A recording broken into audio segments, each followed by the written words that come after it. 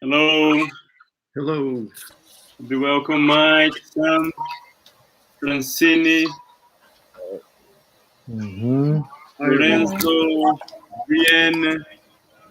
Hi, Jessica, Rohan, Marta. Wow, so glad to see you all, guys.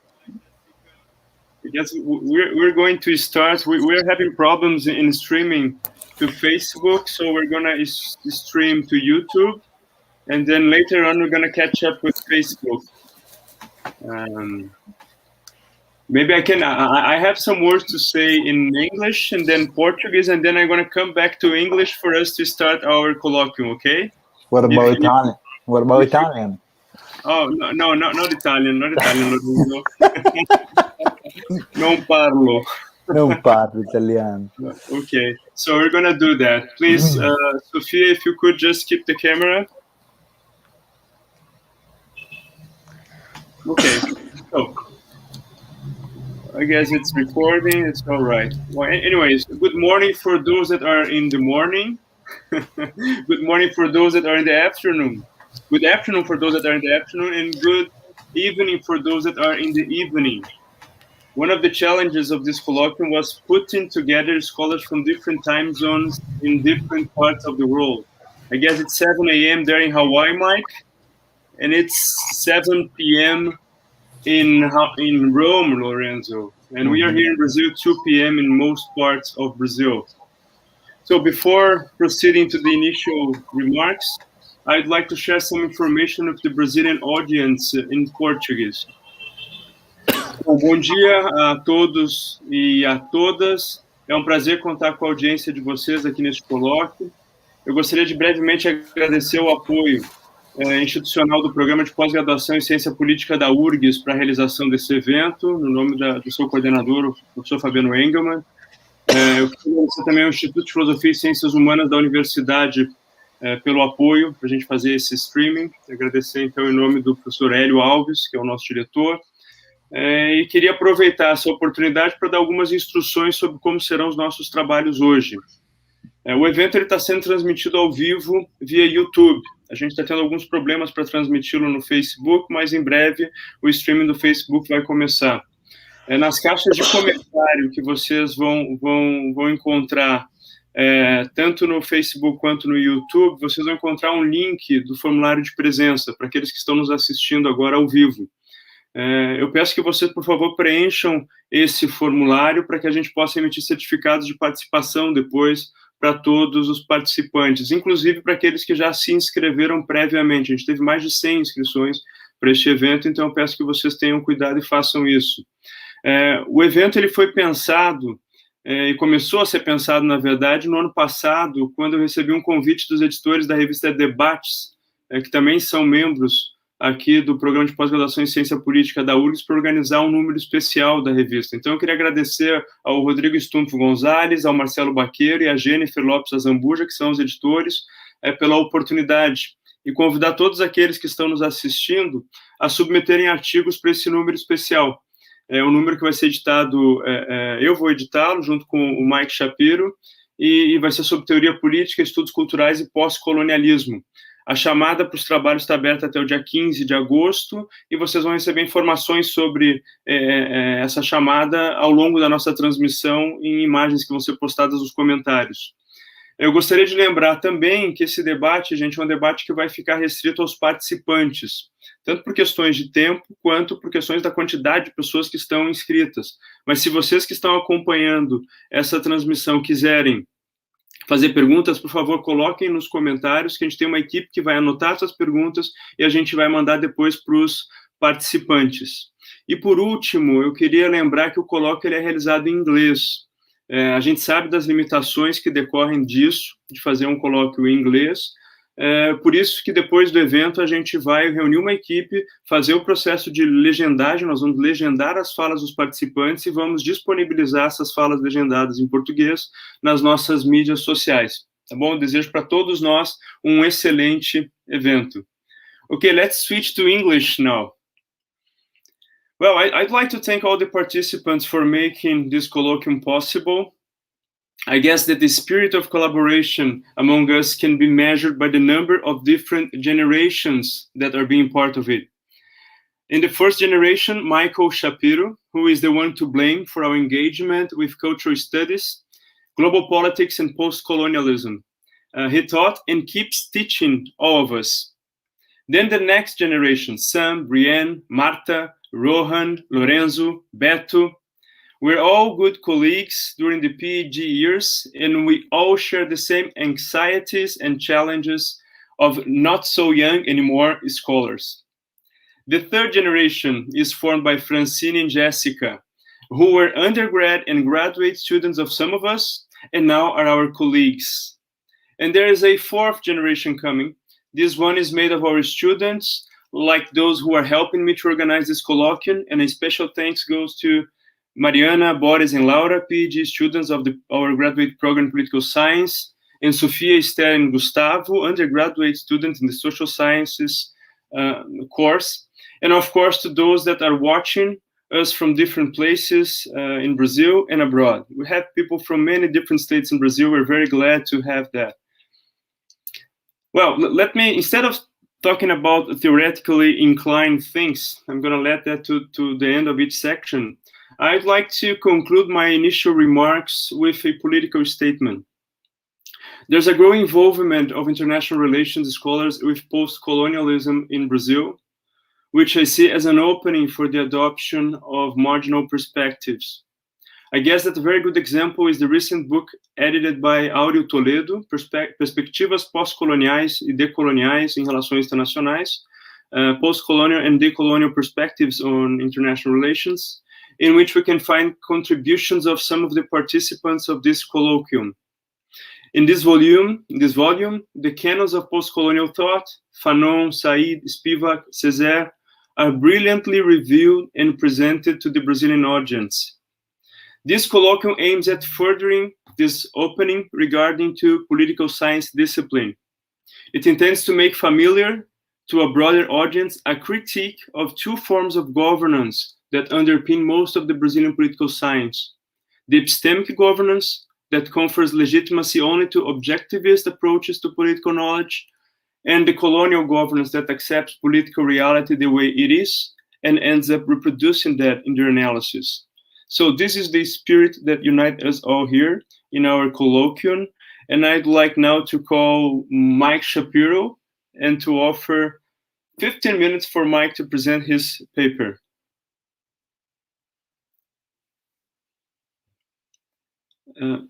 Sophia, please, audio to Mike. Okay. You got it? Can you hear me? Yeah, perfectly. Okay, great. Thanks, Fabiano, and thanks so much for the invitation. It's invitations like this that inspire us work. The title of my paper, Sculpting in Time, Michael Haneke's Cachet, this borrows from the title of Andrei Tarkovsky's book, Sculpting in Time, his book on film. Just a brief anecdote. I just read the other day that he shared a cinematographer with Michelangelo Antonioni, and the cinematographer said, "We worked hard for Antonioni because we were afraid of him. We worked hard for Tarkovsky because we loved him." Anyway, let me begin. While much of the promotional material surrounding the release of Cachet nominates it as a psychological thriller, it yields, I argued, a critical interpretation if conceived instead as historiographic metafiction. Haneke's film cuts back and forth between the present drama for what is a troubling repressed past for its protagonists, and a nonlinear cinematic narrative that embeds the biographical times of its protagonists with portions of France's historical time. It proceeds with flashbacks, reverse rewind shots, disruptive linear narratives of time, and by implication, linear models of history. And I argue to appreciate the temporal confrontation that structures the film's aesthetico-political contribution, we have to recover key historical changes that have reformatted the city of Paris's media ecology. As Kittler points out, cities are media, among which are its architecture, and there's a strong architectural thread throughout the film. Moreover, the architectural media that Brienne Gallagher emphasizes in her reading of the film presents a durational trajectory. Addressing architectural temporal trajectory, Kittler points to the optical result of the city's structural changes. Quote, since cities no longer lie within the panopticon of the cathedral or castle and can no longer be enclosed by walls or fortifications, a network made up of intersecting networks dissects and reconnects the city, in particular its fringes, peripheries, and tangents. Accordingly, while in her reading of Haneke's film, Gallagher's compelling focus on policing Paris concerns itself with contemporary coercive practices, what I do is expand the bandwidth of that policing to note that the contemporary structure of Paris that Haneke's camera explores contains an imminent temporality that results from earlier police initiatives concerning the city's accessibility. For example, it was the police prefect's absolutism by those who saw to it that hand-painted guild signs on older houses conformed to the same standard and ultimately made them independent from the location of the house number. Consequently, one aspect of the encounter of temporalities involved in the way Cachet's story is situated is the ease with which Georges, the main protagonist, after watching a video that reveals street signs on a film drive to his estranged foster brother Majid's apartment, finds his way there, having decided that Majid must be responsible for the video and drawings, and arriving at his home and office. In addition to the temporal structure of the film, the other main focus is its scopic field and the way that it manages it. And I'm not going to read this section, but I have a brief section on the way in which Krzysztof Wojcicki has disrupted the scopic field of many cities with his critical vehicles, giving video cameras on poles to immigrants, which make people step closer to them and rearrange the nature of the scopic field and the dimensions of who is welcome. This essay's primary object of analysis constitutes a different kind of disruption of the city's visual exchanges. Instead of attempting to attract the gaze of established non-immigrant bourgeois citizens toward their foreign consociates, his camera trains an anonymous gaze on one of them. Haneke selects for surveillance the home of an exemplary Parisian bourgeois resident, Georges Laurent, creating a disruption that performs a different political interpretation, one that targets established domestic rather than foreign bodies.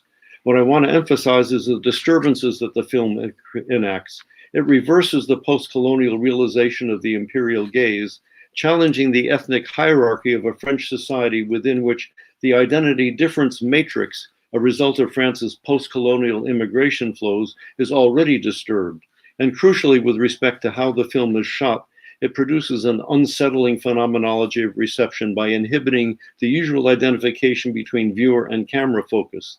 Incessantly concerning himself with the scene's effect on the viewer, the question I ask myself isn't how do I show violence, but rather how do I show the spectator his position and his representation? Haneke's sustained acts of vision, as David Rhodes puts it, force us to stand outside the images, to experience the unknownness of the world and our own strangeness to ourselves. I have a long section on Jacques Lacan and the disturbing structures of the scopic field, his difference that he develops between the eye and the gaze. Since I don't have a lot of time, I'm going to have to skip way ahead. I have a juxtaposition with Kassowitz's film La Haine, which is a cinema of action, whereas Haneke's film is what Gilles Deleuze famously calls a cinema of seeing, one in which instead of asking ourselves what's going to happen next, we have to keep asking ourselves, what are we seeing and who's responsible for what we're seeing? Given what I've just said about the nature of the Paris as a medium, I'm going to just get into one brief section that I entitled Automobility. There's a crucial technology on which Haneke's camera is frequently focused, Paris's inclusion in modern automobility, at least for the resident bourgeois portion of the population. The shots of Laurent's street, with its long rows of similarly parked cars, tell much of the contemporary story. However, if we imagine the sedimented history within the shot, we have to begin the story earlier. Automobility in France was spurred by an acceleration of production that was encouraged when France's car manufacturers embraced the American production model. Production managers at Citroën, Peugeot, and Renault, aware of the methods of Henry Ford and Frederick Taylor, adapted them to specific situations within French industry and within their own companies. And unlike the history of automobility in the US, automobility in France, like other aspects of Fordist consumption, developed abruptly after World War II. However, as regards effects of that consumption, the relationship between class and automobility functioned differently in France. And I'm going to skip the rest of that and simply note that one of the interesting things is that the only time you see Majid, the immigrant from Algeria, in an automobile is under coercion. When he's evicted from George's family home as a youth, and when he's arrested when George accuses him to the police of being responsible for the videos. One of the things that I do in this paper is something I didn't notice very much the first time I saw the film, and that is I regard the son Pierrot as one of the major characters. Once George and Anne have begun their evening meal, their son Pierrot shows up a bit late and seems at that point to be a relatively inconsequential character, a typically laconic adolescent who delivers minimal responses to his parents' questions about his day. However, he subsequently becomes an important figure in the film narrative. Early in the film, his role is simply that of being a child of a bourgeois family. Okay. All right, I'm going to jump ahead once again, because one of the things that this turns me on to is the idea that children are witnesses in many films, especially in the films of Ingmar Bergman, and I'm not going to go into that at great length, but I'm going to proceed to talk about Pierrot here. This is a section in which I talk about, there's a section in which I talk about the ethico-political and the way it develops in Cachet. I don't have time to go into that. This is a section entitled Liberty, Equality, Fraternity. As I suggested, George and Anne's son Pierrot ultimately becomes a major protagonist. By the end of the film, he's joined in that role by Majid's unnamed son, who, while confronting George in his workplace, helps to move the film narrative from a drama involving two families to a collective national drama. However, what's immediately evident as the conversation begins is how Majid's son has inherited his father's emotional maturity, in stark contrast with George's emotional immaturity. As pointed out, during the first conversation with George, after he has said, "Why do you talk as if we're strangers?" we see that Majid has analyzed the fraternal affective economy when he first meets George. He recognizes the combination of cultivation and aggressiveness of an asserted white male bourgeois male. However, because George is unreflectively certain about his accusations, Majid's words are wasted on the deaf ears of George and allegorically on those of the French government. So Majid ultimately selects a more dramatic statement, summoning George and then slitting his own throat in front of him after saying, "I wanted you to be present." Paradoxically, the bloody end of Majid, which actualizes the virtuality of a drawing of a head that George had received with blood flowing from a mouth, is carried out with remarkable sang-froid. When Majid's son visits George in his workplace, he maintains the same calmness in contrast with his interlocutor.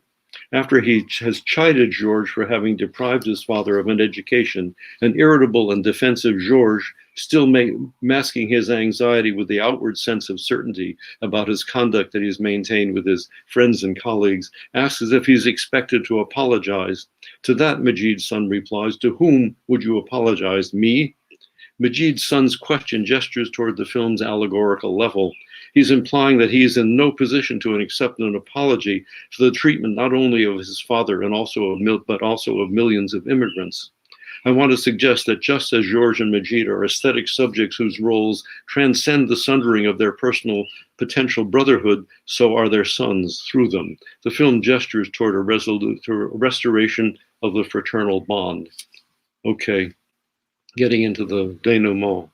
The film ends with a seemingly enigmatic scene in front of Pierrot's school.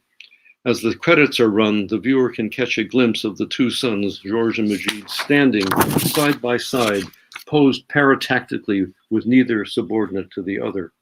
There's a barely audible conversation in the background. A female voice says, "Elle est où?" She's where? To which a reply is given by a girl wearing a purple backpack. "Elle nique ton père." She's fucking your dad. That remark has two resonances. First, as an obscenity, it accords with Haneke's challenge to the bourgeois habitus. Quote from Haneke, "In my definition, Anything that could be termed obscene departs from the bourgeois norm, whether concerned with sexuality or violence or another taboo issue. Anything that breaks the norm is obscene. Second, and crucial to the last part of Haneke's Sculpting in Time, it's a gesture toward a future carried out by the next generation. I suggest that rather than referring to a sexual encounter, the remark, fucking your dad, is meant to say, fuck the dad.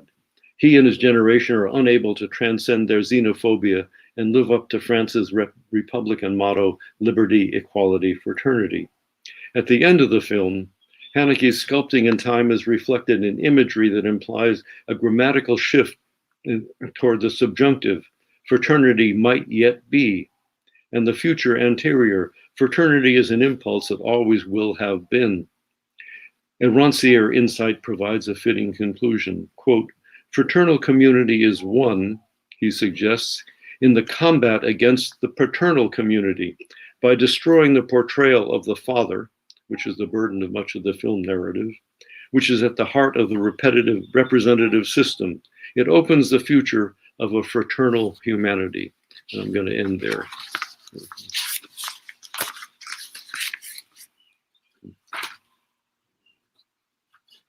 I can't hear you. Okay. Okay. No, that's a terrific piece. Yes, we had an engagement, previous engagement on that, and I intend to offer some comments at the end of our section. Please, can I ask Marta to appear in the camera?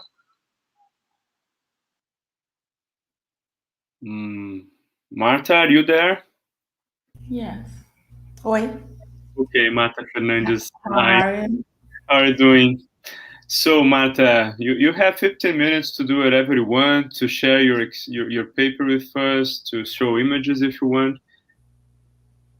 Please, okay, I have an image. Do you know how I can put here? Yes, there's the share button. Tá na internet aqui. É uma imagem na internet. Se eu abrir aqui... Você pode abrir, você pode botar no share e dividir a tela da internet. Tá, peraí. O share tá onde aqui nesse... Embaixo de você. Do lado do vermelhinho tem um quadradinho com mais no meio. Ah, tá certo.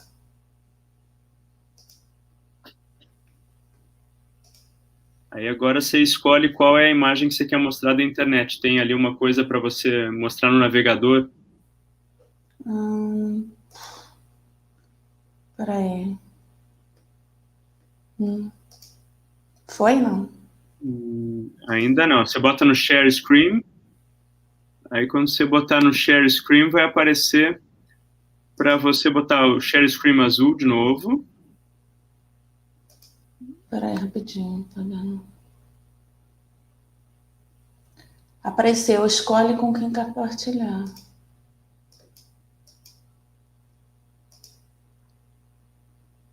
Não tô conseguindo, não.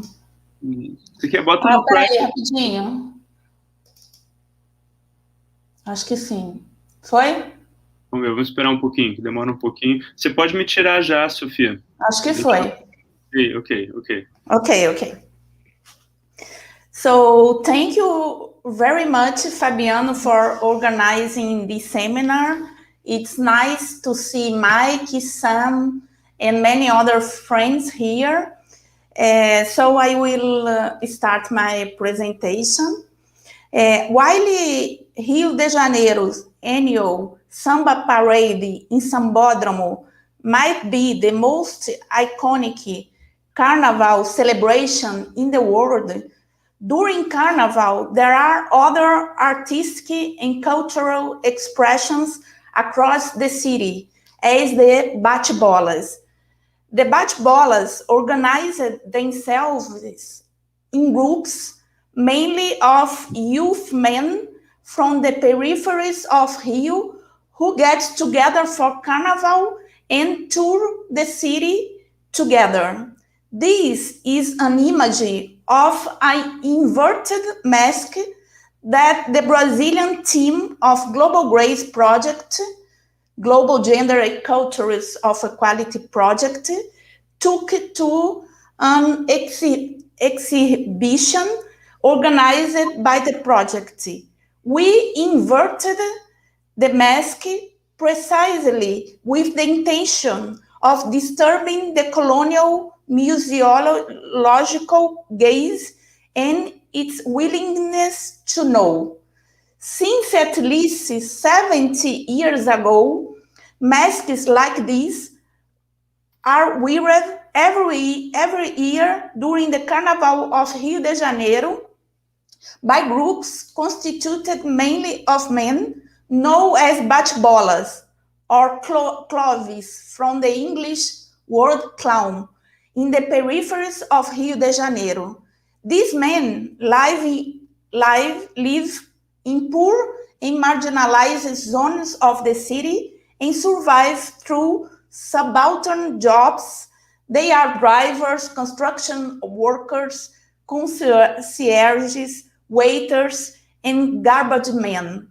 Although they provide the main labor force across the city, they are relegated to invisibility and inexistence, or at least inexistence as forms of being, each are deemed relevant or understandable.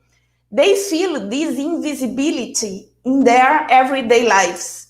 As Felipe Bragança notes, it is as if they are hiding themselves, wearing masks during 11 months of the year, when they are working behind the scenes, serving in a silent way Rio de Janeiro elites in constructions, rich cars and apartments, bars and restaurants. The residents of the peripheries of Rio de Janeiro are only tolerated when they cross the city spaces in an atomized way as useful and docile bodies to work in subaltern jobs for wealth classes. However, they are criminalized whenever their movements violate the limits of a subaltern integration in the city. In fact, the city of Rio de Janeiro was structured on a profound social territorial inequality that segregated its Black population to its margins, slums, and peripheries, interdicting their right to the city, mobility, and life. Sustained and reproduced violently by state institutions such as the police and the army, this inequality that crosses Brazilian and Latin American territories is expressed and renewed daily in an unequal distribution of material, political, symbolic, and cultural resources across the city. During Carnival, when bate-bolas are behind their masks like this, made along the year by themselves or by members of their communities, friends, or family, they feel themselves really special, invisible, protagonists of their own lives. According to Felipe Bragança, through the masks, their street seems to them a beautiful movie that they are producing and narrating from their bodies, their performances, movements, music, and habits. So the same city that exclude them and the same streets made to take them from work to home, acquiring during these days new meanings of belonging, friendships, and citizenship. So although the masks and all the clothing that includes gloves, covers, and overalls guarantee the anonymity of the bate-bolas, it is precisely in this moment that they feel more visible and empowered. As bate-bolas, they are experiencing urban life by their own, affirming themselves and disturbing the dominant borders between invisible, visible, irrelevant, relevant, or in Fanon's terms, between the zones of being and the zones of not being. One can say that by means of this cultural intervention, they are investing against the establishing order of things in the city that denies their rights, existences, and knowledge. So from this provocation, I will like to open up 2 lines of reflections. First, in relation to the question of violent gazes, and second, in relation of practice of pacification. Bate-bolas, so the first one, bate-bolas have been for years criminalized in charges of suspicion on the part of the Rio de Janeiro elite, who, from their class, race, and territorial privileges, understand the anonymity of bate-bola as a haven for crimes. In fact, the most used terms to define them are carnival, dangerous, scare, violent, fear, marginal, poor, among others. Reflecting this imagery of apprehension and fear, a deputy recently presented a law mandating that bate-bolas register their residential and professional addresses in police units to have the right to play carnival. Those bate-bolas who have no register could have their costumes seized and would have to remove their masks. Even though this project is not enforcing, the practice approaching the bate-bola, preventing them to crossing the city spaces from the peripheral north zone to the rich south zone is common. There are plenty of bate-bolas forced to remove their masks for police officers who damage their costumes, throw their costumes on the sidewalks, and commit all kinds of abuse. One of the effects of police violence is precisely that of confining bate-bolas in their cultural and exclusive zones and allows them, as happened some years ago, only to parade at the Sambódromo, the city of the samba, where their movements are judged, supervised, and disciplined to be admired by tourists in search of the exotic and the folkloric. In fact, this containment is a fundamental dispositive of the so-called multicultural societies, such as the Brazilian one, which celebrates, but at the same time, disciplines cultural difference, confining them in social ghettos. Bearing in mind that in dressing their customs, the bate-bola feel empowered, and that many of them believe they are receiving a spiritual entity and magical powers, to what extent the act of unmasking them is not at the same time a violent act of disempowerment and desacralization. One question that arises here is, to what extent do the police, the tourist, and the academic gazes met? To what extent do they all conceive bate-bola as objects to be known and deciphered behind the masks, exposed, manipulated, and thus desacralized? To what extent are they all not involved in the violent act of prohibiting the use of masks or unmasking them, and as a result, negating the power of this practice, and by doing this, disempower them?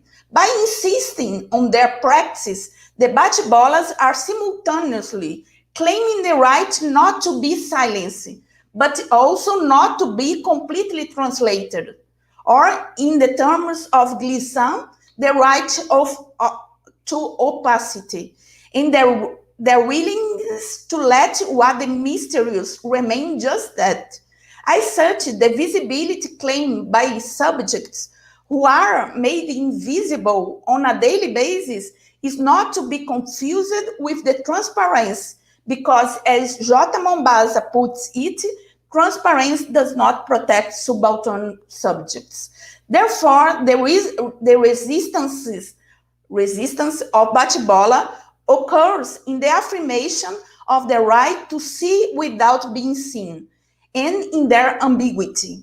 Mixture of play and menace, of fun and danger, seems at once friendly and angry. Bate-bola agency exceed and ironize any attempt to control or read them in a coherent way. While the white gaze categorized the black body based on a racist imaginary, the art of the bate-bola exceeds the meaning attributed to it, not allowing itself to be captured or translated by a colonial stereotype about its non-beings and non-knowledge. The last part about the colonial piece. So one of the elements that is central to this imaginary of fear and suspicion around the figure of the bate-bola is precisely the rubber or the plastic ball that constitute their customs. In order to get rid of such stigma, many bate-bolas opted for the replacement of the balls for umbrellas associated with the Pacific ways of enjoying carnival. Bearing in mind, however, that the noise of the balls is a central element of their performances, to what extent the removal of the balls cannot be thought of as an attempt to silence them, depriving them of the sound voice that gave them strength and power. How does this apparent pacific turn to umbrellas is not also a violent act that disqualifies artistic practice from the peripheries? In this sense, in what ways does this kind of piece represented by umbrellas, or more precisely, the substitution of the umbrellas for the balls for the umbrellas, operate as a kind of colonial peace or pacification process which demands that practice such as this conform to its hegemonic standards of artistic expression and criminalize what exceeds its grasp? In what way does this model of peace not reflect the liberal Kantian peace that aims to universalize itself from the ontological eradication of difference? After all, as Felipe Bragança asked, what in practice provokes more fear, the balls of the bate-bola or the uniform of the military policy that represses such practice and is inscribed in the structures of power and violence of the city? We could keep asking, what poses more fear, the balls of the bate-bola or the Brazilian state violence that kills one black boy or young man every 23 minutes? In fact, in the context of Latin American societies forged by conquest, colonialism, and slavery, pacification has always been closely connected to genocide and epistemicide. It has always depended on warfare against racialized and dehumanized segments of their societies. In the end, many bate-bolas make use of the balls and the umbrella simultaneously, defying the outside gazes that seek to impose order in binary blackmails, such as that of violence versus peace. By inhabiting this blurring zone of indefinition, the culture of bate-bola disturbs the conventional ways of thinking about peace as the end of a continuum or a point of arrival defined by powerful agents. Thank you. Thank you. Thank you. Wow, Marta, what a wonderful paper. This is weird. While you were presenting, we were talking in the private chat here with Jessica and Francine that are from Rio and know bate-bola culture. And they were mentioning that they're going to look at this experience totally different from now on. That's an amazing feature. I'd like to offer some comments in the end of our section, because I'm going to try to connect all the presentations and what they have in common. Okay, thank you very much, Marta. Now we're going to move to Francine Rossoni. Fran, are you there? Okay, yes. Be very welcome. Can everyone hear me? Colloquium, okay. Now it's all on you, okay? 15 minutes, a bit more, a bit less, depending on what you want. Please, come on. So first, thank you, Fabiano, for organizing the colloquium. It's a great pleasure to be here with so many great colleagues and people that I admire so much.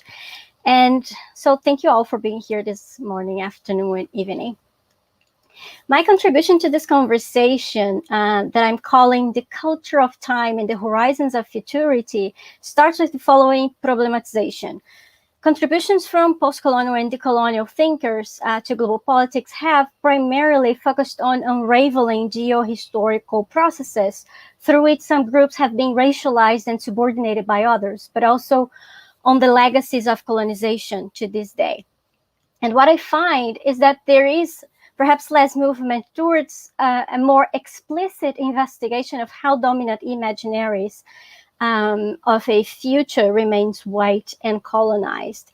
So what I'm proposing is that there are some intersections and potentialities when we bring cultural studies and post-colonialism together that enable us to meet global politics beyond the recognition of difference and subordination in the past and the present, but also through a more explicit entertainment of different visions for humanity that take seriously the way some bodies are eradicated, blocked from the future as well, or a future space.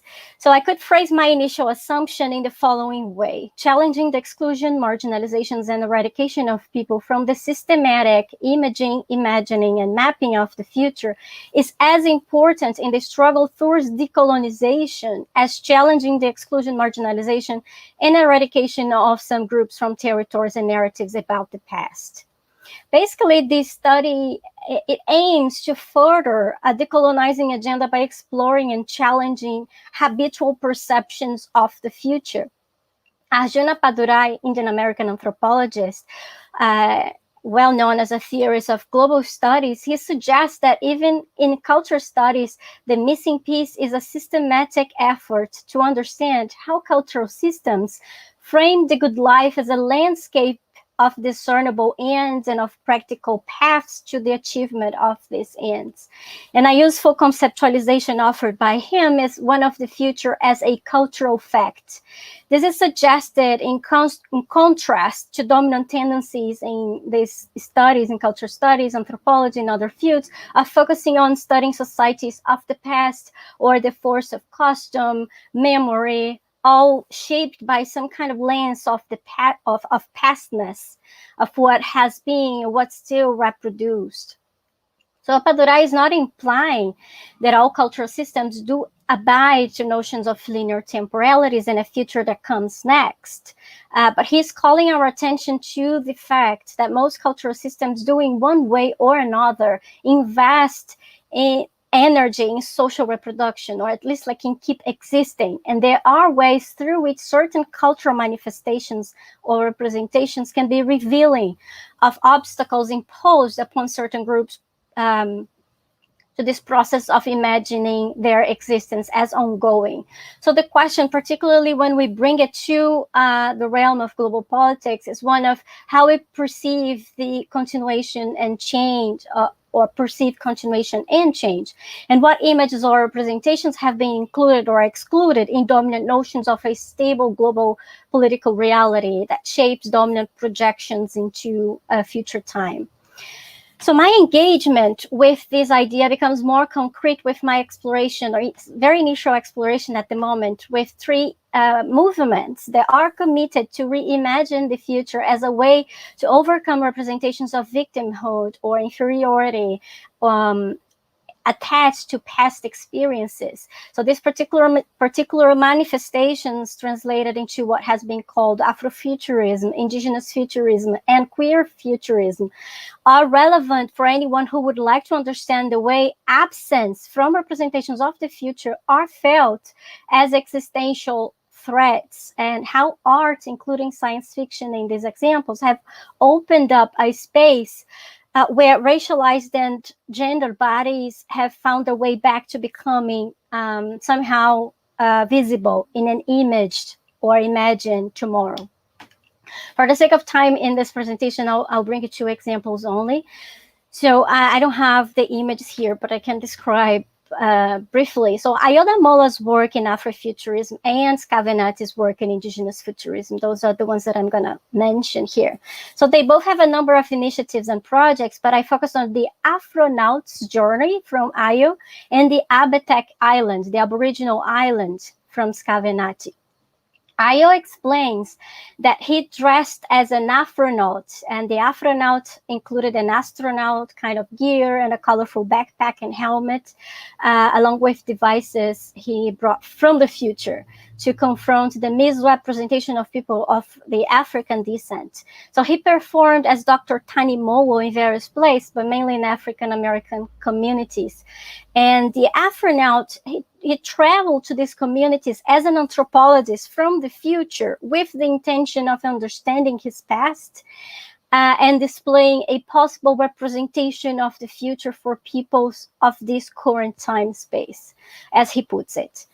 So I'll quote him here about the project. So the Rift, that's the name of the project that you can find in his website, holds that the lack of representation of these people and their culture and culture in current projections of the future pose an existential threat. It argues that the denial of this future space distorts Africa's potential and denies the intrinsic human capacity of planning and organizing to its people. The effects of the above are an insidious erosion of the agency of the subject and their culture, and persistent alienation of their humanity, end quote. So in a way, this movement, coined as Afrofuturism by Mark Derry in the essay Black to the Future back in 1994, is an antidote to Afro-pessimism, we could say, the kind of diagnosis that slavery has took something from Africans and Afro-descendants permanently. So moving on to the island now, the Abetek Island is defined as a sovereign indigenous territory in the cyberspace. It's a creation of Scavenatis, a Mohawk artist, and a group of indigenous collaborators. And she has a TED Talk on imagining the next 7 generations, and she's deeply involved in initiatives of about thinking the future for the First Nations in Canada, Indigenous people in general. But an important element of this project here in particular is the narrative videos building to the Second Life platform. This series of videos explores both the indigenous past and futures as the avatar is able to move across different physical and temporal geographies, experiencing events in indigenous people's history and imagination. So Hunter is one of these avatars, a Mohawk man from the future, and he uses a time travel or TM glasses to explore events in the past and in the future. And I believe there is a great value in considering how they are creating in this video/game memories while they are occupying the cyberspace and exploring how indigenous peoples can occupy a future time. And of course, different indigenous communities and indigenous nations, they do hold different experiences and understandings of temporality, but the common feature perhaps is that as an other who is traditionally seen as frozen in time, initiatives that makes them visible now and then outside the museums and history books are a significant form of political resistance. And in addition to these initiatives in the cyberspace and manifestations as futurism, indigenous futurity has also been promoted through other counter-narratives. So I found this example very interesting of Professor Damian Lee. He tweeted a while ago in 2018 about how he replaces the phrase "in what is now Canada" when teaching Indigenous history to "in what is currently Canada," and what shifts the traditional temporal configurations and rejects the version of the end of history as told by these Western narrators. And these counter-narratives are very significant in my view, but the aesthetic expressions that I mentioned before still invite us to see differently, perhaps in a more impactful kind of way, and offers us as a more concrete materialization of this gap or absence that needs to be confronted. With queer futurism, there is a relevant discussion to be had about how queerness has been perceived as the denial of the future through the denial of social reproduction. So the image of the child and the acceptance or invitation of queer, mostly in apocalyptic futures, point us to another concerning reflection about who is invited to the future or to versions of the future where humanity thrives. Framing this proposal theoretically, I argue that necrogeopolitics and necrochronopolitics are both useful concepts for an investigation of the conditions under which some bodies keep disappearing, uneventfully rendered invisible and or denied their own trajectories into the future. So in the book Necrogeopolitics on Death and Death-Making and International Relations that some of you have been part of, the editors, Caroline Althing and Francois Debrix, claim that they insist on the geo in necrogeopolitics, quote, in order to show that spatial concreteness and materialities are very much part and parcel of instances of extraordinary death-making today, end quote. So they add that spatial arrangements are crucial to the work of slow and soft killing, to endemic precariousness, or to banal or common modalities of vulnerability. And in this study that I'm developing now, I'm not denying or questioning the role of violent spatial configurations in the production or reproduction of social, cultural, political, and economic hierarchies. I suggest that this focus on space does not allow us to see the full picture, as it still excludes perhaps in an explicit way, like practices or policies and ideologies that enable temporal configurations. And as they say, the editors of Necrogeopolitics, these are also likely to facilitate and perpetuate, they say about necrogeopolitics, and I'm saying about the temporal configurations in a proposed like necrochronopolitics, that these are likely to facilitate and perpetuate mundane or non-exceptional forms of death-making. So I'm going to conclude my presentation with a quote from Jason Lewis, the director of the Initiative for Indigenous Future. And he asserts that, talking from a position of an indigenous subject, our absence from the future, and I'm quoting him, from the future imaginaries of the settled culture should worry us. Absence implies non-existence, or at the very least, non-importance. People that are absent in the future need not be consulted in the present about how the future comes about. A culture that's assumed not to be important 100 years from now can be discounted now. For what are the consequences? So that's why I consider the projection of different cultures and expressions into the future through futuristic, artistic movements, aesthetic movements necessary to help us imagine possibility differently. But in our conversation later, we can perhaps discuss more about the obstacles possibly imposed by a commitment to inclusion and representation through this path of technological advancement in the case of futurisms. What this also tells us, what this actually tells us about how we are conditioned to identify future by looking for these signs of progress, and what makes us think of what other futurities we could be missing, because these signs of progress are not there in these other perhaps imaginaries. So I'm gonna leave it there for now. Thank you. Well, thank you very much, Francine. This is a very, very beautifully written piece, and make us look to a different direction that you're not used to doing while criticizing the way narratives build invisibility and look at futurities. That's very interesting. I was thinking about heterotopias as a different space, but maybe we can talk about that later in the section. Okay, thank you very much.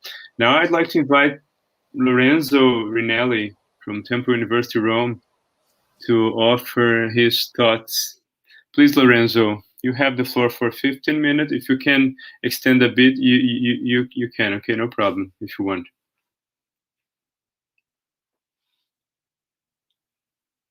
No, we're not listening to you. You've got to turn on your mic. Okay. You hear me now? Now that's perfect. Okay.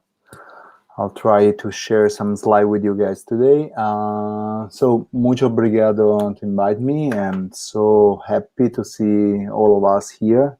It's a nice gathering.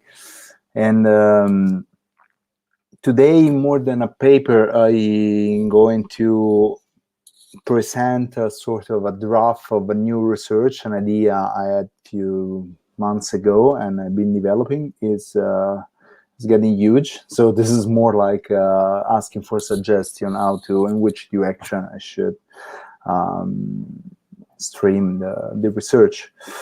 I have been inspired certainly by the colloquium you've been set up, the way you've been organized, and the guidelines you gave us about this round table, about the implication of cultural studies and post-colonialism within the realm of political science. And therefore, I will certainly start my research with that idea in mind, and questioning the idea, question the very indeed the discipline of political science, and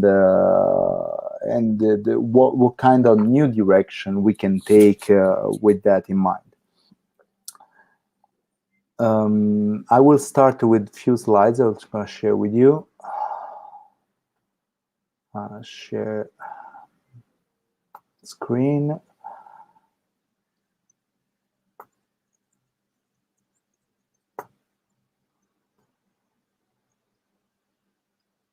Okay.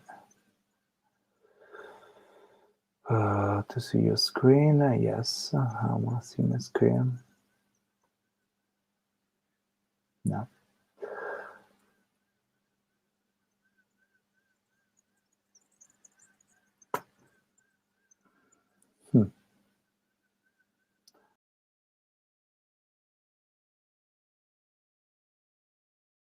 Sorry, maybe you can open that in the browser and share the screen.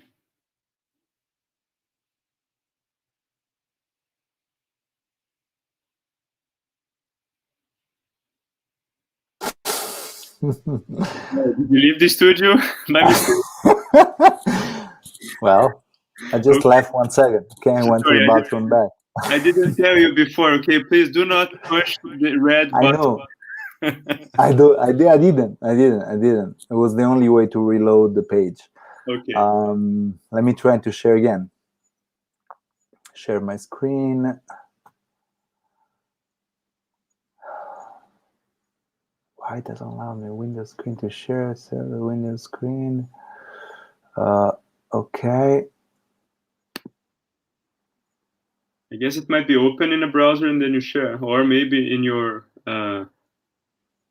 Oh, okay. That's a. Oh. You're already open. It's a file.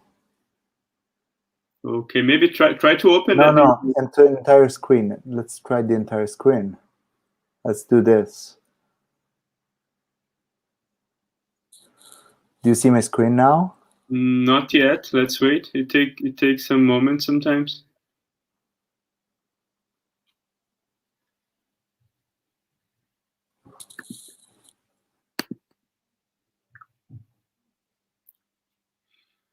Maybe if you have a file, you can throw the file to the browser and share in the Chrome, and then you share the screen.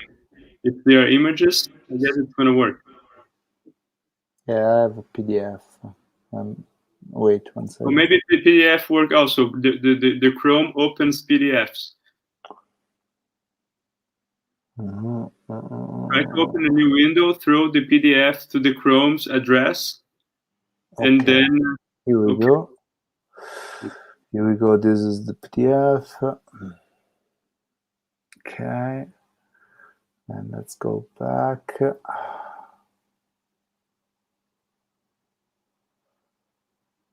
Okay, now there's a text again.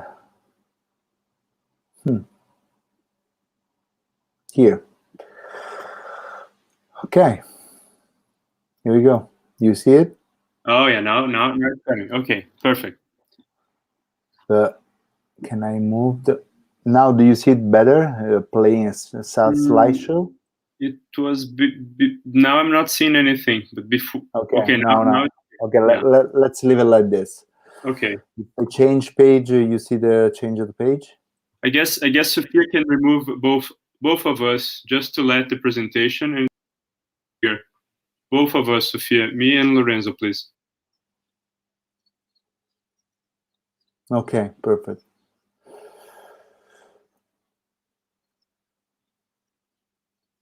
Okay, so the title of my draft is Lens Distortion, Image Capture, Racism, Subversion from Colonial Photography to the Eye Border. So, can you hear me, Fabiano? Perfect.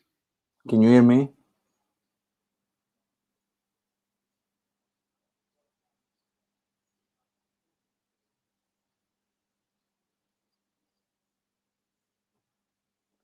Fabiano, is too much? Do you think it's too much for the system?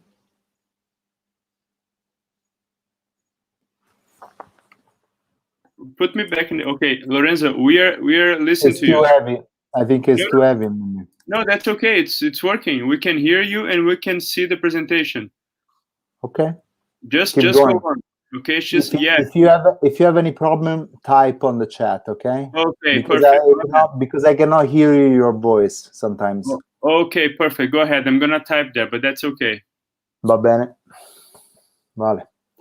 So the title is this: Image Capture, Racism, Subversion from Colonial Photography to the Eye Border. So from the title, you can infer, guys, already, and then this is maybe too big. Obviously find inspiration from my academic background and my experience and theory study as a photographer, and will focus mostly on for the majority of part, even if there are a few digression, on the problematic of the visual capture regime and of nowadays and since the beginnings. I will share with you some quotes that inspire my work since the beginning. This is from Sylvia Wynter, theorist, Jamaican theorist. Then she wrote about the coloniality, then a new notion of the word. This is the moment in which there is a debate between Sepulveda and Bartolomé de las Casas just a few years after Columbus got the wrong way and ended up in Hispaniola. We know the story. This is 16th century. There is a lot of debate. We can talk about that, but the idea at the end of the debate is to come up with a new idea of the world. A new idea of order was being mapped and were now no longer upon physical cosmos. Instead, the projected space of otherness was now to be mapped on the phenotypical and religio-cultural differences between human variation and population groups. And this is the inspiration of my work. While the new idea of order was now to be defined in terms of degrees or rational perfection, imperfection, as degrees ostensibly ordained by the Greco-Christian culture constructed deployed by Sepulveda as the law of nature. The concept of law that Wynter is mentioning here was instrumental to order then different human in different groups, to classify them in the same way the newly discovered laws of nature serve to regulate the process of functioning of the Earth biodiversity. pay attention, the return to a pagan conception of order back in the 16th century, at once it was a double move, at once legitimized Spain territorial and Portuguese territorial ambitions and unleashed the state temporal rise against the papacy. So in one move, basically they moved away from the control of the papal control, at the same time and supporting the state rise, and therefore legitimized the territorial geopolitical ambition at the time. This is the theoretical background.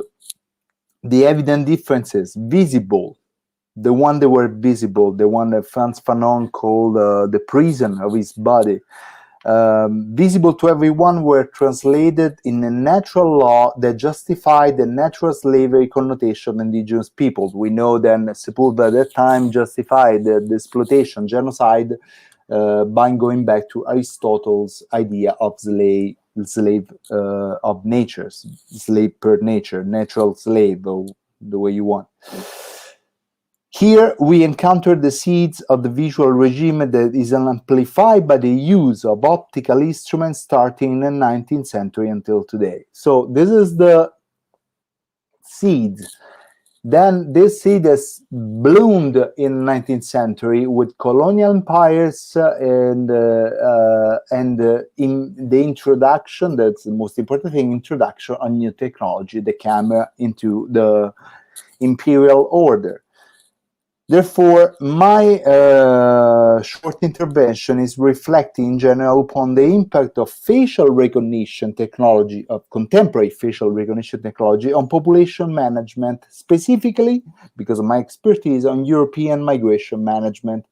I reflect over the use of optical lens from early use of the camera in colonial times in connection to contemporary facial recognition as tracking tools to detect and encamp people on the move.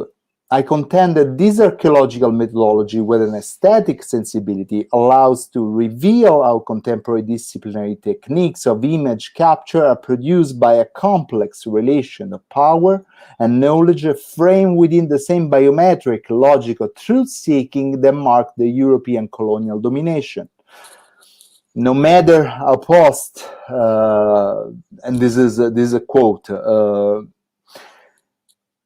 by Anne Laura Stoller, no matter how post one's stance may be, the fact of living both colonial relations that are alive and well and post-colonial predicaments at the same time should command our political work and analytical attention. I think all the participants today, they share this quote in their work. And my approach intends the post-colonial contribution being capable of altering the analytical stance of the discipline of political science by considering the colonial inequalities endured today only in a different form or different technology. There is no clear temporal cut in the post, as we know, but a long present that morphologically adapted to different circumstances.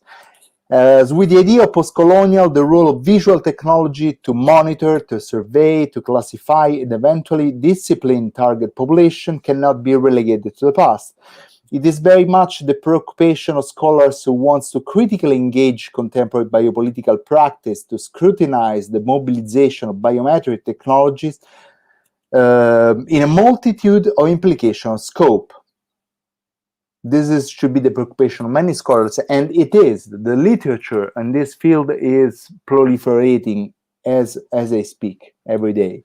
So not only images, heartbeat, temperature, brain waves, eye scan, etc., etc., etc., you name it. Above all, because the marginality is first of all is a way of seeing whose force reside in its instability. The only thing that is stable is this concept of the distance from the point of observation, and this is very important to remember. That is why I conclude then my presentation, my little introduction today to the new work, featuring, and this is going to be also the conclusion of my work, featuring a powerful artwork of a contemporary artist that disrupt the illusory claim of scientific truth and impartiality, then colonized the system of visual verification, colonized today, the system of visual verification, as well as upsetting its cluster of relations of power by evoking forgotten African roots of modernity. And so it's a huge discourse, because I'm questioning here the entire discipline of political science by positioning myself on the margins, to the pleasure of some good friends and colleagues today. I quote again, I go back to Latin, to my favorite language, saying that the margins come from margo, from the word margo. Margo points at the border, peeks over the edge. And because really there are no margins, but just way of seeing, observing places and people as marginal. This has to do with the power of visuality and the politics and the power relations beyond that. The profile of the damné, like Frantz Fanon used to define the damné of the word. Those profile has been always in the spotlight since the invention of the camera, and today with technology of facial recognition. And their individuality, their complexity has never been revealed.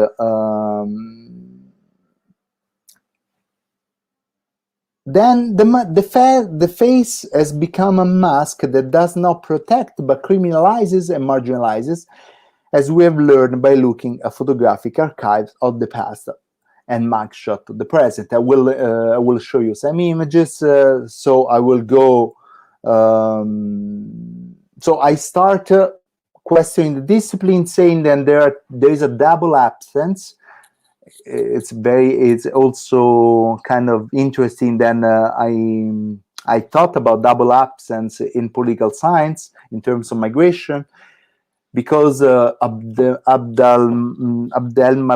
Sayad, with the greatest sociology of migration of France, was for a long time speaking of the double absence of the migrant. The migrant is always absent from home and is invisible in the host country. Therefore, I point out the two absence of discipline of political science. The first has to do with migration studies. Migration studies are not taken into consideration, and the second deficiency of the discipline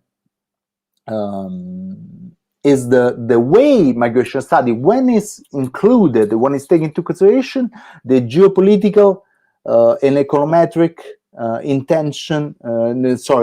declination of migration studies. And I found odd, if not absurd, then in the field of migration studies, scholars usually, they are not familiar, conversant, not looking at the race and racism, race theory, in order to analyze migration. And there are the two absences.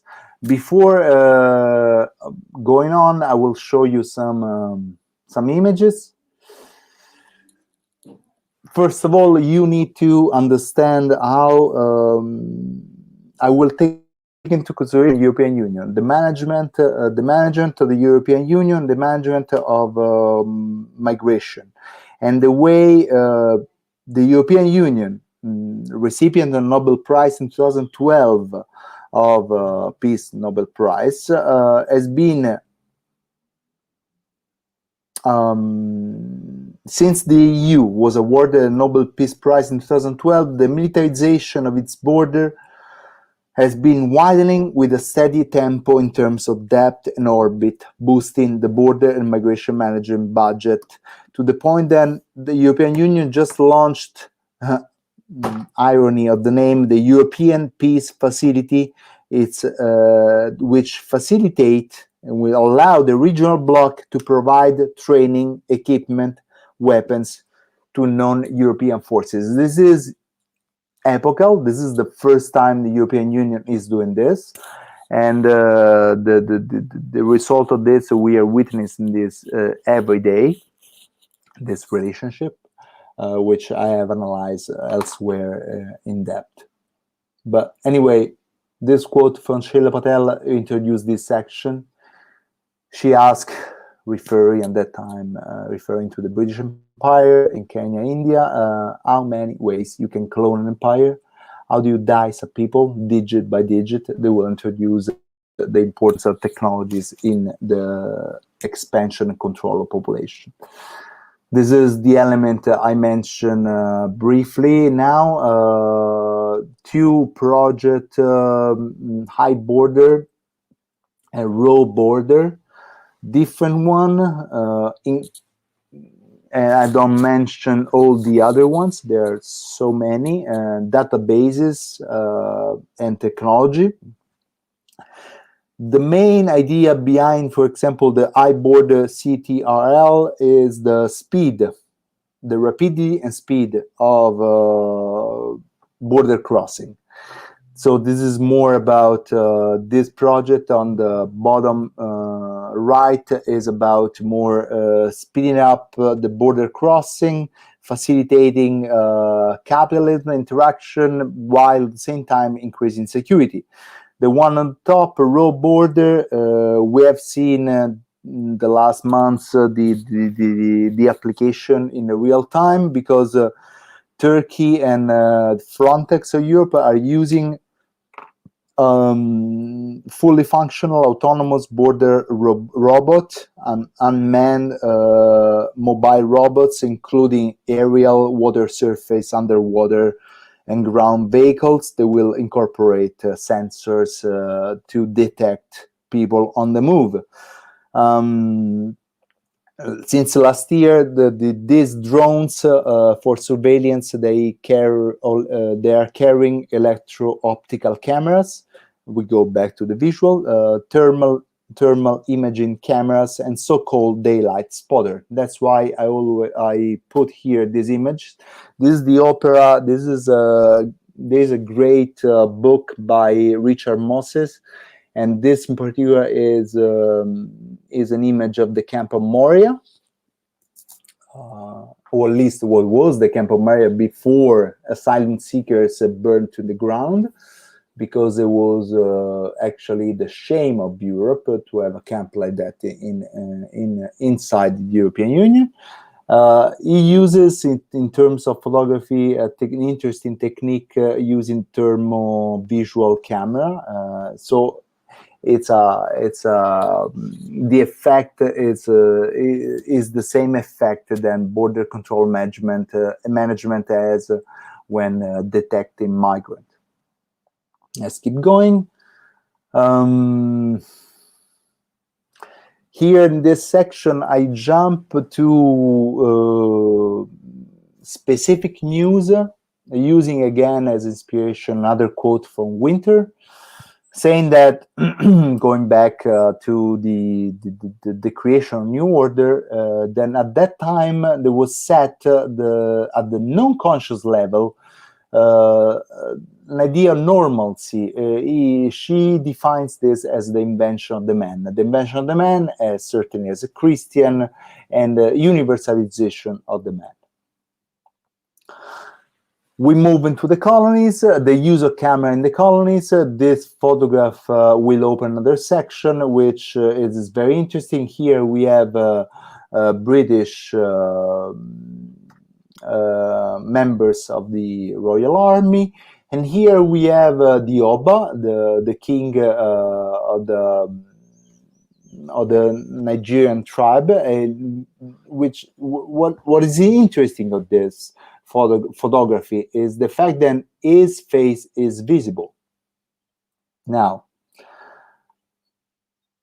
this is the idea of nothing under the colonial European gaze should be hidden from the imperial authorities, and the other members of the group, they're looking away in a shame because they cannot see the image directly, the image of their king, because it's intended as a sort of divinity. So in a move, in one way, the British forces here, they want to disclose the feature of the king, and at the same time undermining the power of the divine power of the king, the control of the population. So this is one example. Let's keep going. Obviously, if I want to go into the idea of classification through visual images, I need to go through the archive. Foucault, we know all, and it worked very extensively on the archive. I remember this quote. I think is very useful for my work. The archive is first the law that what can be said, the system that governs the appearance of statement as unique events. And here we have the gaze. I created this collage of this image, two images that I found on. This is not from the archive. This is I want to show you how the post-colonial, the post has nothing to do with the past. This image is part of a coffee table made in 2006. A German photographer. Obviously, we could talk about Lina Riefenstahl, the gaze of the German in Africa, how much Lina Riefenstahl, as you know, probably was the architect behind the Nazi propaganda, then became an accomplished photographer in the 60s, of the photographer of Africa. Basically, the idea of Africa, the image of Africa in Europe is because of her work. But anyway, this is a recent one, and not only the photograph is interesting for different reasons, but also the caption is interesting, and I will return to the caption later. At that time, in terms of the archive, the caption is important as much as the image. The caption will tell the story of a culture which is distant, which is primitive, where is polygamy, is distant from the normalcy that we defined before by the quote by Winter. And is the gaze of the National Geographic, is the European gaze of Africa. Where is coming this gaze from, especially in Europe? And what's the connection with the technology of capture and criminalization of people, of certain groups of human beings? Well, we need to go back. I had to go back to Lombroso, Cesare Lombroso, a prominent criminologist, which is at the end of the 19th century, published The Delinquent Man. Developed, apart from delinquent man, the delinquent man is the idea behind, is the desire that the white man always had to have a total control of the other, and to predict when the other will act against the rule, against the norm. So the dream has been always to, by visuality, to understand if the man was going to commit a crime, it was going to behave outside of the norm. Lombroso developed this atavistic theory with his book in 1871, L'uomo bianco, l'uomo di colore, sorry, the white man, the man of color. Then defines he defines the causality relation between atavism and delinquency. His belief is that the physical anomaly, which brings man closer to the savage and primitive, is the cause of a deviant behavior. We can talk long about the relation between anthropological photography, the archive on the left, this is the beginning of the 20th century, to this is a mugshot, and probably you guys know who is this guy. But the composition, the structure, there are many similitudes between the two. the way the two archives are created, single digit by digit, for image by the image. Briefly, I want to point out the neutral background. The neutral background is useful because you can then put a caption that will describe what is not coming out of the photograph. The position of the body, the fact that the man and the woman usually is forced to be in that position, etc., etc., etc. And this is so common, especially in the US culture nowadays, then obviously there are references to the colonial archive, but you can avoid that. Speaking of the US, the next slide will show you on a cover page of Life magazine 1941, the quote instead of from Cesare Lombroso. I've been just opposing the two. The image on the right, the cover of the magazine is important because it will show you the beginning of the lines. The measure, the distance is basically the principle behind the facial recognition, and that's why I found this image very important to show you. Don Haraway mentioned another quote that inspired me. Then requires instrument of visions. Visions require instrument of visions, and optics is a politics of positioning. Instruments of vision mediates standpoints. And this is facial recognition today. This is the visualization of how facial recognition is working. Fundamentally, I want to say that the method, I'm not going to in depth to explain you, if you want later, to the mechanism behind facial recognition, but remember, keep in mind that the method of acquisition did not change, has not changed in the last 200 years, in my opinion. Consists fundamentally in different steps. First step is the presentation. The body is presented in front of the camera. The second is conversion. This is complicated, but is how the data are translated via algorithms in a sort of architecture. I've been interviewing IT engineers to understand this, and they refer to a concept of ontology, which is close to the concept of ontology in philosophy, describing entities that develop themselves not just by the essence, but also by the relation with other entities. So an archive, a database of facial recognition, the single element within it makes sense if taken into the relation all the others. The central point here is that in order for an image to be taken to put in relation with the others, a set of power relation has to be in place between the person whose image has been captured, the authority who captures it, the technician who is in charge of writing the instruction, and finally the audience. Now, I conclude my intervention. The last point is storage. Obviously, when the image is converted, has to be storage in a database, and last but not least, must be recognized every time the person wants to go through the visual recognition. Again, because he has to go through security doors. You want to go into a bank, you want to enter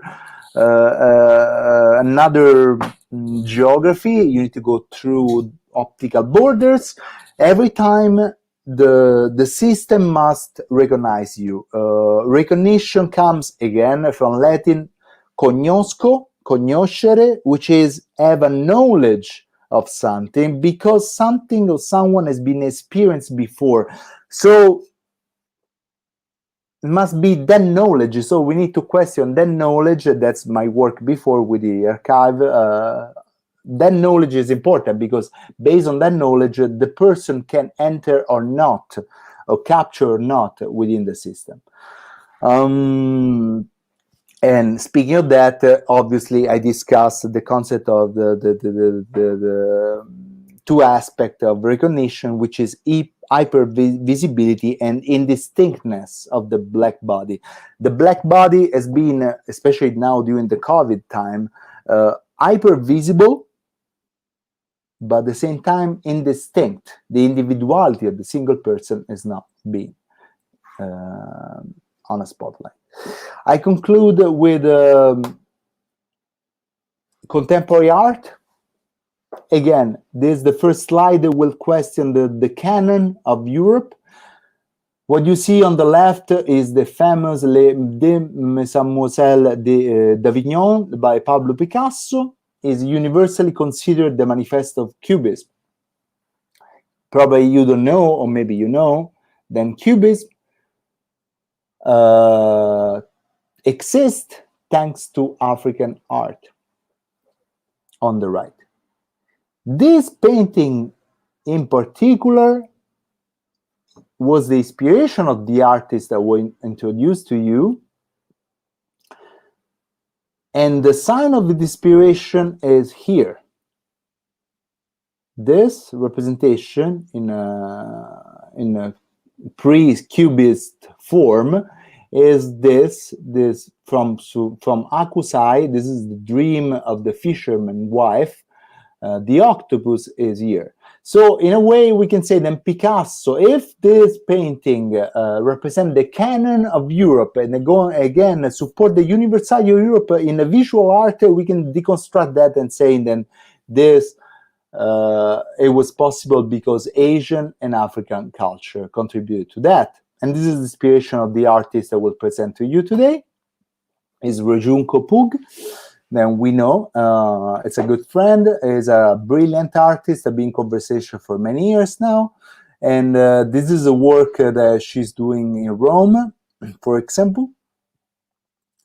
And this is especially the work that will engage in my work. This is the body. It goes back to the archive, choosing black women and Japanese women 19th century on the Victorian kind of style, photo collaging their image. And in that way, questioning again the old system of visibility and vision capture of I've been discussing today. Disturbs the colonial visual archives at the bottom, at the foundation, I think, and the racial ramification of today. This is the importance of their work. So the geographical and historical implication, Asia, Africa, the empire, and the racial ramification of today in visual politics. Thank you. So I'm done. I'm going to stop screen. No, you did. Perfect. Okay. Thank you. I went too much beyond the time. I get right? Yeah, you did. But that's okay. It's okay. We have 30 minutes to discuss. But very interesting. Very interesting. And Mike is saying something about Josephine Baker's. Interesting, Mike. Well, anyways, let me. I guess maybe we can go all together now. Sophia, please. And even those that are taking part in the second section, of course, we do not have time for a very detailed discussion on each of one of your presentations. So I'd like to highlight some things that I was thinking while watching that. All of the presentations, all of the ideas, they're very innovative, and I think that there is something that we can consider as a framing, which is this tension between visibility and invisibility. And of course, it permeates the papers in different aspects, in different dimensions. But I do think that, as I was jokingly saying here in writing, Rancière is among us while we're talking about that. And I don't know, I'd like to explore this idea that we're all talking about things that are visible, but not in a representative way in terms of art representing reality, but in a way that disrupts the visibility that we see and that hides other things that cannot be seen. So this might be considered in terms of the cachet essay by Michael Shapiro. And that's interesting because one of the critics, Paul Gilroy, that criticized the cachet movie, said that, okay, he's not treating explicitly about the problems of colonialism, the relation between France and the north of Africa. And I guess this is one point of entry that is interesting. And Mike has a very interesting answer to that question in his essay. There's another aspect that relates to that is Marta's treatment of the bate-bola, which is very nice because we're all exposed to that every year. And we see that, it's clear, it's in front of us. But it's also a way of hiding stuff from us. And Marta offers a very interesting way of rereading that experience as a way of repartitioning the sensible, I would say, like that. So, and then we go again to this idea of what is visible and invisible. Francine has a very good contribution thinking about futurity. What are the visibility of in the future? What is the role for queer, for Indians, for other minorities in the future, and how can we reframe their presence instead of reproducing their absence in a futurity exercise? So this is also connecting to this.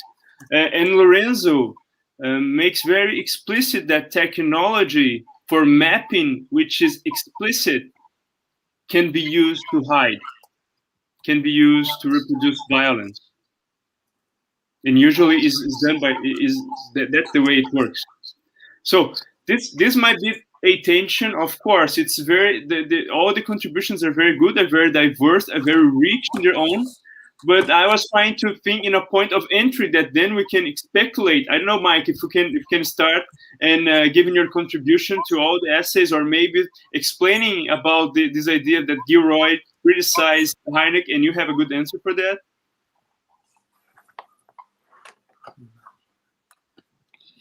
I'm sorry, say that again. Oh, maybe you can start. I'm just kicking the ball here for us to start playing, okay? And please, Sam, Rohan, Jessica, and Brian, feel free to enter to get in the discussion. I was asking you, maybe you can explain this idea that I mentioned of Paul Gilroy criticizing Hanek's movie for not being explicit about colonialism.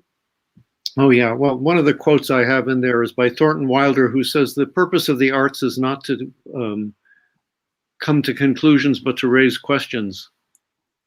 Yeah. And what Gilroy does is kind of a moralizing exercise, to complain that the film should have basically been portrayed as a documentary. He doesn't appreciate the fact that it's a feature film, and therefore open to all kinds of different perspectives. Haneke doesn't tell us how to think, or rather what to think. He tells us basically the way in which the gaze is implicated in the structure of thinking. This is also interesting. The title, for those that don't know French, caché, means hidden. Yes. So this is all about visibility. Yeah. Right. Yeah. Yeah. He doesn't want it to be hidden. He wanted to be exposed in certain ways. Yeah. Yeah. Yeah. Haneke's answer should be, the name of the film is Hidden.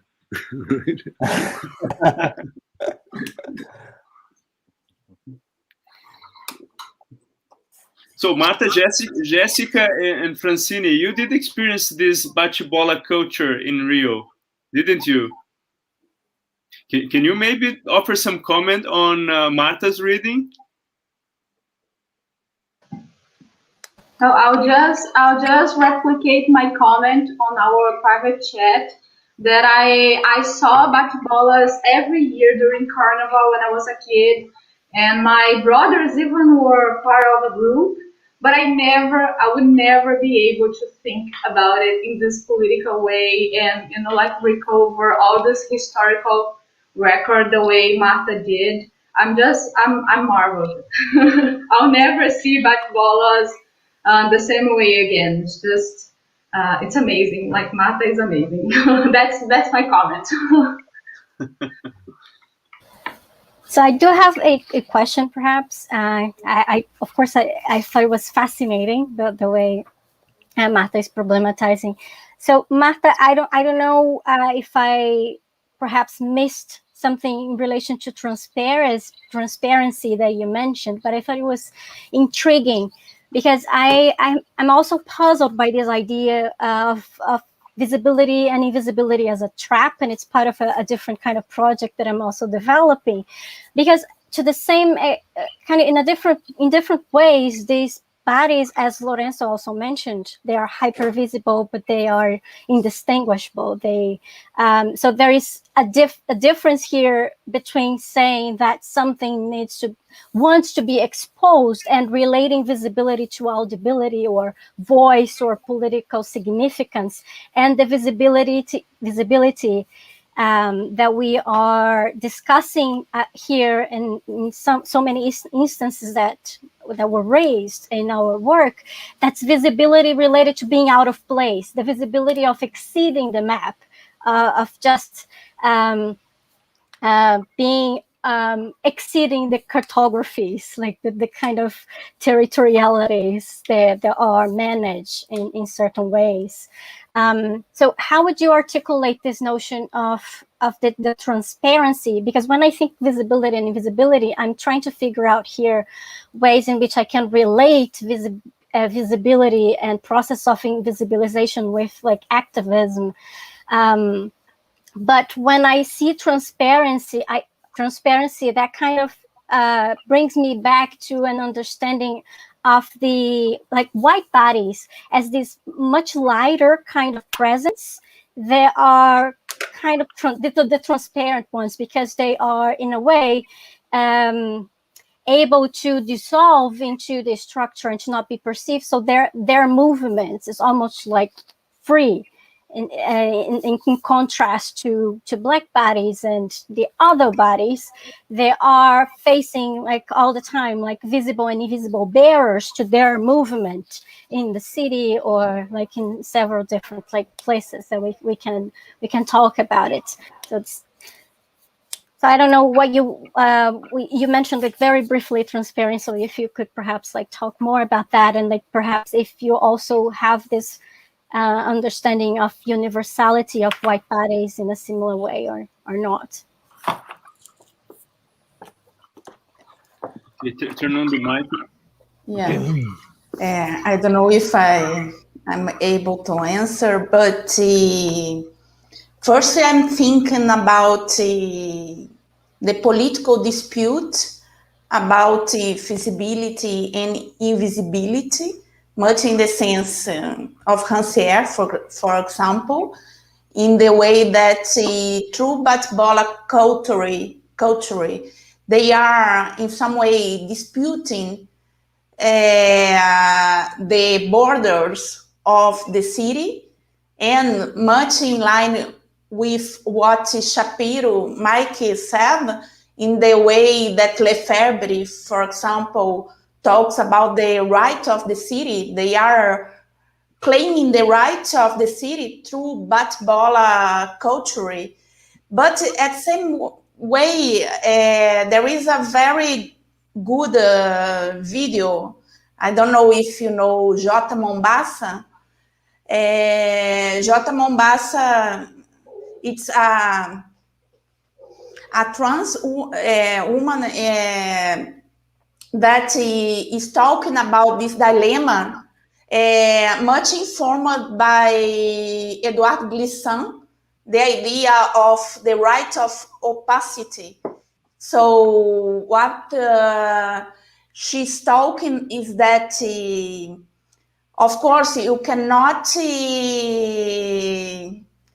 you have to recognize that minorities are always making visible or silenced through history. And so they have fight for this right to be visible and to have their demands heard. But at the same time, as Jota Mombasa says,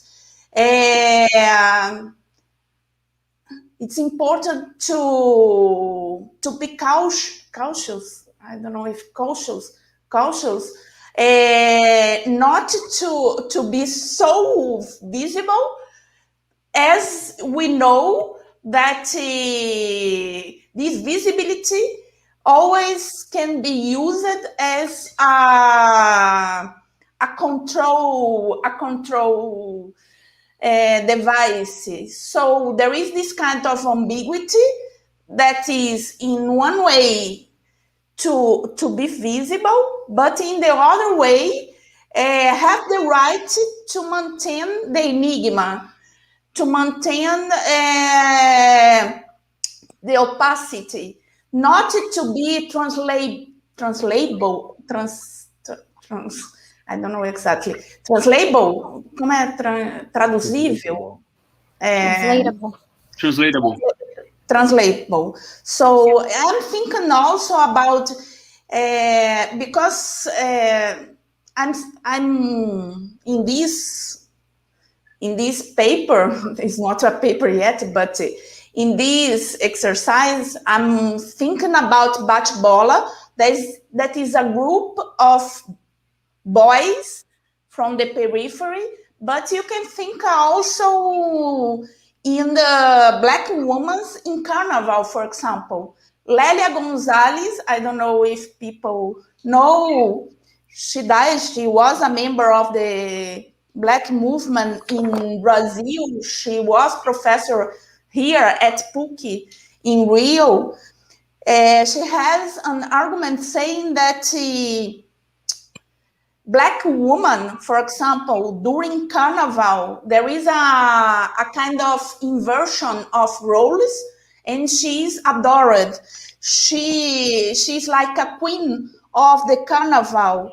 But at the same time, these people that adore the Black woman during Carnival are the same that in every day humiliated these women that are suffering daily humiliation, that work as maids. So the same, in some way, can be said about this woman that in some way are thrown by a racist society into a sphere of no being and invisibility in the everyday life. But during Carnival, they have a place, a stable place that society. This doesn't means that they cannot resist in this stable place that the society put them. For example, Lélia Gonzalez says that these Black women, for example, in their daily lives, as made of rich or elite or middle class white women, in fact, they are educating the Brazilian children. So, in fact, she is resisting every day, since she is in fact the one that educates the Brazilian children. And through this, she is transmitting the Afro diasporic values, for example, for these children. So this does not mean that during this daily life, during this moment that the society made them invisible, that they are not resisting in many ways. I think it's it. That reminds me of, sorry, Fabian, if I may. That reminds me of a motto from a recent feminist protest. And I keep thinking about it when I look at these issues. You mentioned like black women. And so this motto was, I exist because I resist. And this has been kind of, I have been reflecting on the comparison of that particular motto with the notion of like, I think, therefore I am.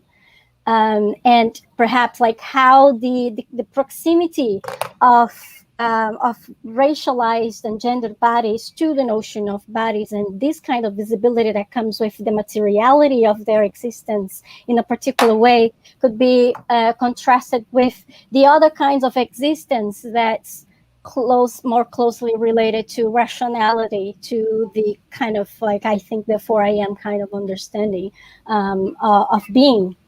So it's just, I don't know if there are other ways, of course, to problematize that you could add, but I just wanted to throw this in this conversation. Can you repeat, Francine? I don't know if I understood everything. No, I was just comparing, trying to reflect on the dualism, bodies and minds, and how these were. Okay. This separation is kind of important if we want to talk about colonialism and the legacies of colonialism. How there has been like this split between bodies and minds, and so I was remembering this motto from a feminist. I exist because I resist, and seeing how this contrasts with. I think, therefore, I am. Yeah. I think that the colonial thinkers in general, like Grossvogel or Santiago Castro Gomes, they are in fact disputing this view of Descartes, of the idea that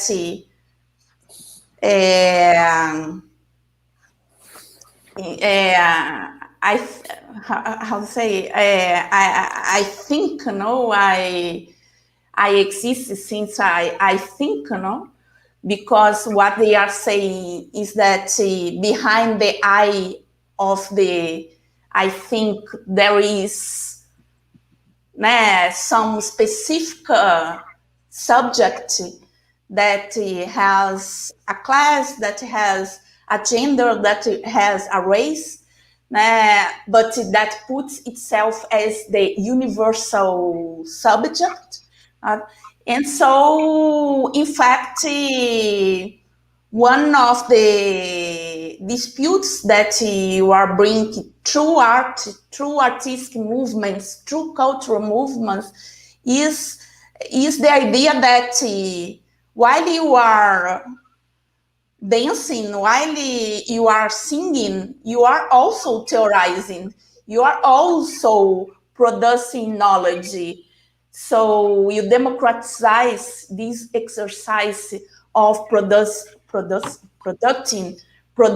knowledge that is not exclusive to a club of thinkers that are doing solipsism, that are trying to arrive in a certain position through a mental elaboration, since all the thinking are social, no? So in some way, in fact, in our research of Global Grace Project that I am inside, you are working with passinho dancers that came from favela of Maré in the periphery of Rio, and you are doing residences, in fact, beginning with this idea that while they are dancers, they are in some way constructing knowledge, and the idea that in some way is very present in Brazilian society because of this Black culture of Brazilian society that Lélia Gonçalves says that is, in fact, the culture of Brazil that is denied, but is the culture of Brazil.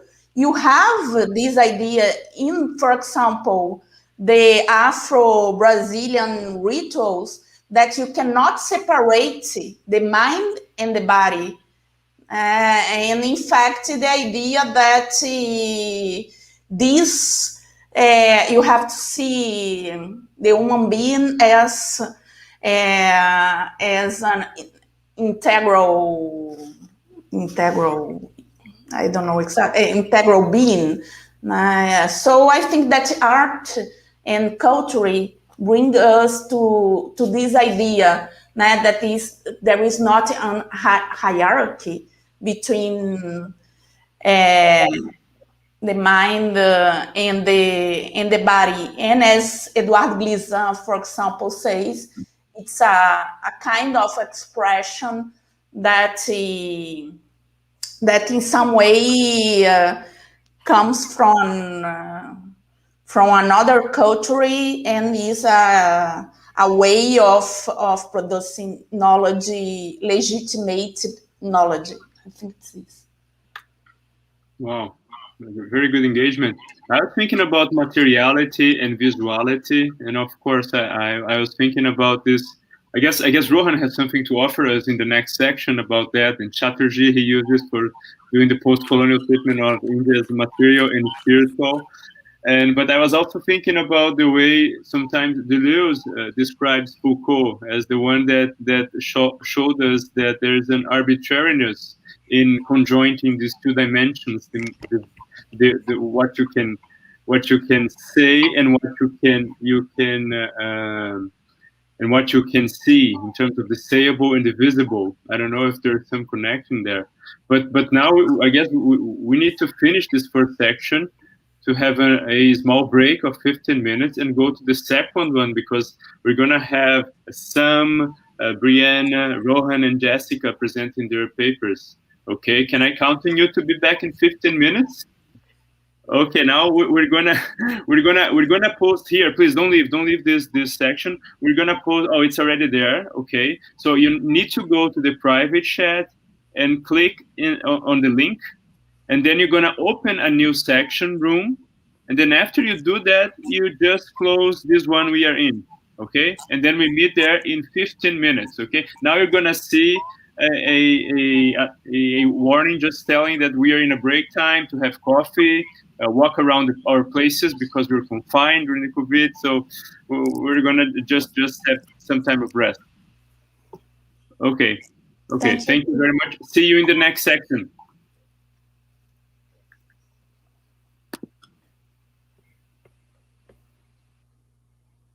Ai, como que eu saio daqui, gente?